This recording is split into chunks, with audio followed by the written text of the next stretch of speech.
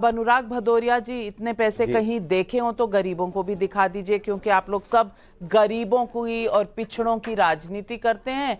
तो मुझे लगता है एक टूरिस्ट स्पॉट बनाकर ऐसे नेताओं के घर पर ले जाना चाहिए। कम से कम गरीब देख तो सके कि ये नोट दिखते कैसे हैं जो सांसदों के घर और उनके बिजनेसेस पर मिलते हैं।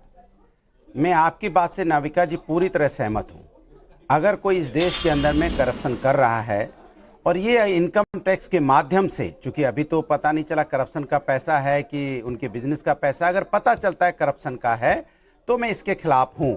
लेकिन उसके साथ साथ बेंगलोर में जब 8 करोड़ रुपए पकड़े गए थे बीजेपी के एमएलए के यहाँ, उसकी भी तो खबर होनी चाहिए ना। उसके बारे में भारतीय जनता पार्टी चुप्पी क्यों साथ जाती है, ये भी मैं जानना चाहता हूं। ये बोले कि भारतीय जनता पार्टी के एमएलए ने जो जिसके घर में 8 करोड़ रुपए पकड़े गए थे वो क्या था।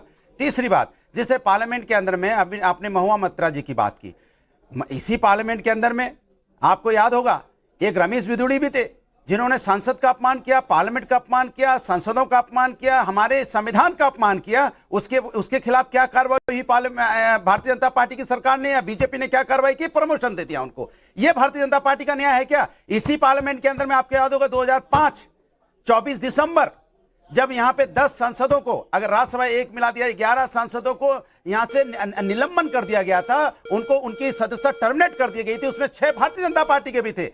तब उस समय के विपक्ष के लीडर थे आदरणीय लाल कृष्ण आडवाणी जी, और बीजेपी के नेता वॉकआउट कर गए थे वोटिंग के दौरान और कहा था कंगारू कोर्ट है। और आडवाणी जी ने कहा था, आदरणीय आडवाणी जी ने कहा था कि ये न्याय सही नहीं है, पनिशमेंट जरूरत से ज्यादा दे दिया गया है। तो क्या आज बीजेपी के प्रवक्ता यहाँ शहजाद बोलेंगे कि जो उनके बीजेपी के उस समय के आदरणीय आडवाणी जी ने बोला था कि जरूरत से ज्यादा पनिशमेंट है, तो क्या आज ये जरूरत से ज्यादा पनिशमेंट नहीं है? इसका कोई जवाब है? और कैश का कोई ट्रांजैक्शन भी नहीं दिखा है कहीं पे। बातें हुई हैं, वहां तो ऑन कैमरा पैसे का लेन देन भी दिखा गया था, कैमरे में कैद था, क्योंकि वो इंस्टिंग ऑपरेशन था। उसके बारे में तो क्या इनकी राय है ये भी बता दें। तो मैं जानती हूं, मैं उस वक्त संसद में थी, एज अ रिपोर्टर कवर कर रही थी, और उनकी बात नहीं सुनी गई थी और निष्कासित किए गए थे।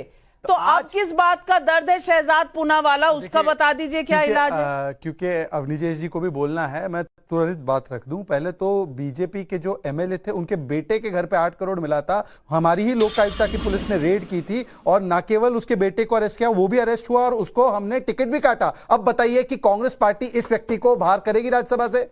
करेगी? हाँ या ना?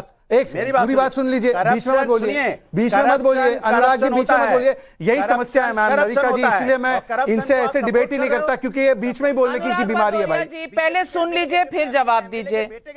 देखिए नाविका जी, इनकी समस्या ये है कि इनके कानों में हड़ताल है, सिर्फ मुंह पर इनकी कंट्रोल नहीं है, ये बोले जाते हैं आउट गोइंग फ्री, इनकमिंग बंद। अब देखिए दूसरी बात, इन्होंने 2005 का उदाहरण गिनाया। अरे 2005 में मान्यवर 12 दिसंबर की घटना, 23 दिसंबर तक इंक्वायरी समाप्त, रिपोर्ट सबमिट और उसी दिन पर रिपोर्ट एक्सेप्टेड। तो बताइए तब वो प्रक्रिया सही और आज वो प्रक्रिया गलत कैसे हो गई? उस समय पर 10 सांसदों की कौन सी बात संसद में सुनी गई और 10 सांसदों को मौका मिला, एथिक्स कमेटी में मिला।